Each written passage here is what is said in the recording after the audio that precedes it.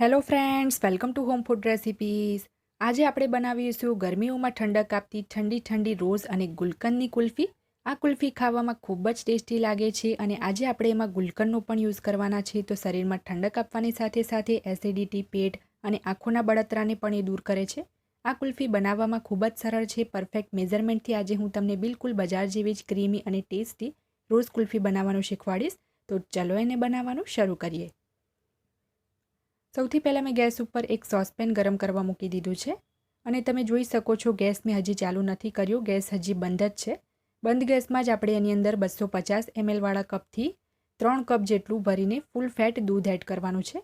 એમએલમાં જોશો તો આ 750 ml જેટલું ફૂલ ફેટ એટલે કે મલાઈવાળું દૂધ છે. હવે એની અંદર આપણે 1/4 કપ જેટલો મિલ્ક પાવડર ઉમેરી દઈશું અને સરસ આપણે વિસ્કરથી એને મિક્સ કરી લઈશું.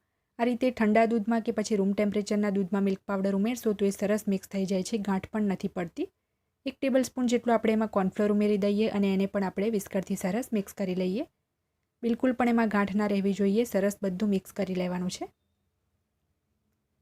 તો બધું બરાબર મિક્સ થઈ જાય પછી હવે આપણે ગેસની જે ફ્લેમ છે એને ચાલુ કરી દઈશું અને વચ્ચે વચ્ચે હલાવતા રહીને આ મિશ્રણને આપણે જ્યાં સુધી અડધા ભાગનું ના રહી જાય ત્યાં સુધી રિડ્યુસ કરવાનું છે.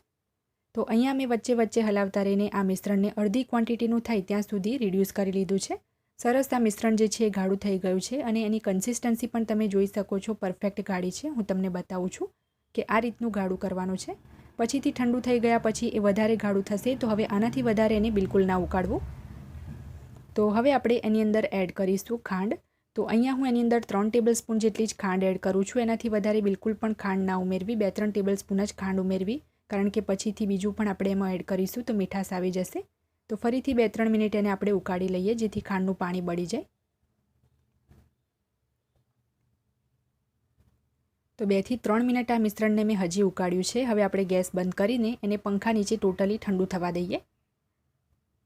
જ્યારે આ મિશ્રણ ટોટલી રૂમ ટેમ્પરેચર પર આવી જાય એ પછી તમે જોઈ શકો છો કેટલું સરસ ગાઢું રબડી જેવું થઈ ગયું છે. તો હવે આપણે આને મિક્સર જારમાં પીસી લેવાનું છે, કારણ કે આમાં જે દાણા દાણા દેખાય છે એના લીધે તમે વગર પીસીએ જો એને જમાવશો તો કુલ્ફી જામશે જ નહીં. તો અહીંયા મેં એક મોટું મિક્સર જાર લઈ લીધું છે. એની અંદર આપણે ઠંડુ કરેલું બધું જ કુલ્ફીનું મિશ્રણ એડ કરી દઈએ. તો બધું જ મિશ્રણ અહીંયા એડ કરી દીધું છે. હવે આપણે પીસતી વખતે જ એની અંદર 3 ટેબલસ્પૂન જેટલું રોઝ સિરપ એડ કરી દઈએ. રોઝ સિરપ તમારે વધારે પણ ઉમેરવું હોય તો પણ એડ કરી શકો છો. અહીંયા હું મેઝરિંગ સ્પૂનના ટેબલસ્પૂનથી જ માપીને એમાં રોઝ સિરપ એડ કરું છું. હવે 2 ટેબલસ્પૂન જેટલું આપણે એમાં ગુલકંદ ઉમેરી દઈએ. આ ગુલકંદ જે છે મેં ઘરે જ બનાવ્યો છે. એની રેસીપી પણ પહેલાં જ હું ચેનલ પર શેર કરી ચૂકી છું અને આ વિડીયોની નીચે ડિસ્ક્રિપ્શન બોક્સમાં એની હું લિંક આપી દઈશ, જેથી જો તમારે ગુલકંદની રેસીપી જોવી હોય તો પણ તમે જોઈ શકો. અને 3 ટેબલસ્પૂન ગુલકંદ એડ કરશો તો પણ ચાલી જશે.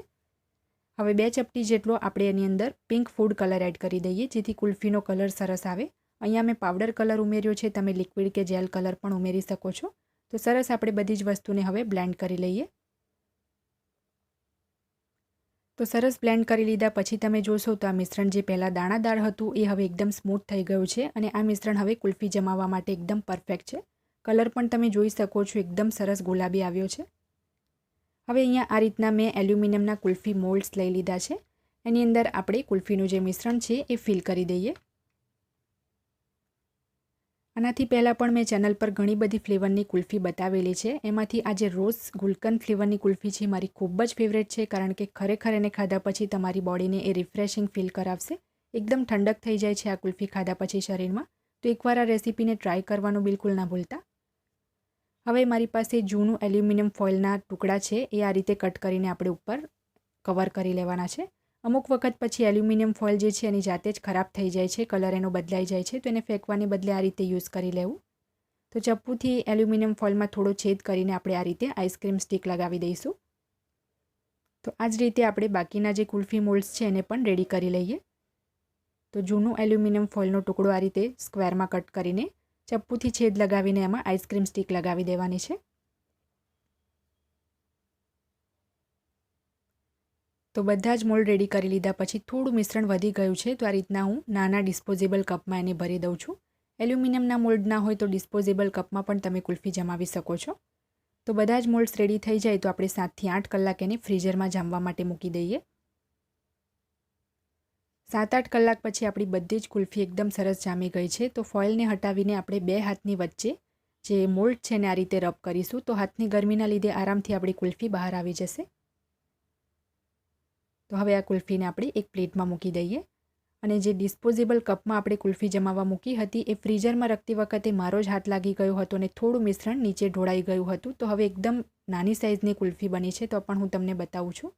તો કાતરથી પહેલાં જે ડિસ્પોઝેબલ કપ છે ને આપણે આ રીતે કટ કરી લઈએ કારણ કે એમ પણ એ હવે બીજી વખત કામ નહીં આવે. તો આ રીતે હવે કપને આપણે ફાડી લઈશું. તો આ કુલ્ફી પણ તમે જોઈ શકો છો એકદમ નાની પણ એકદમ પરફેક્ટ જામી છે. તો આને પણ આપણે પ્લેટમાં મૂકી દઈએ.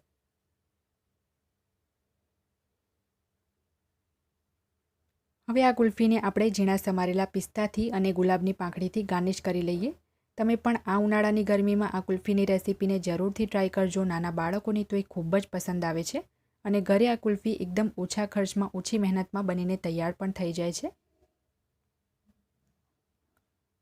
તો ફ્રેન્ડ્સ, જો તમને મારી આજની આ રેસીપી પસંદ આવી હોય તો મારા વિડીયોને લાઇક કરી, શેર કરી, ચેનલને સબસ્ક્રાઇબ કરવાનું બિલકુલ ના ભૂલતા. સબસ્ક્રાઇબ બટનની બાજુમાં જે બેલ આઇકન છે એને પણ દબાવજો જેથી તમને મારા દરેક નવા વિડીયોની નોટિફિકેશન મળતી રહે. અને જો તમારે મારી આ જ રેસીપી હિન્દીમાં જોવી હોય તો એની પણ મેં લિંક નીચે ડિસ્ક્રિપ્શન બોક્સમાં આપી છે. તો મળીએ નેક્સ્ટ વિડીયોમાં. ત્યાં સુધી આવજો.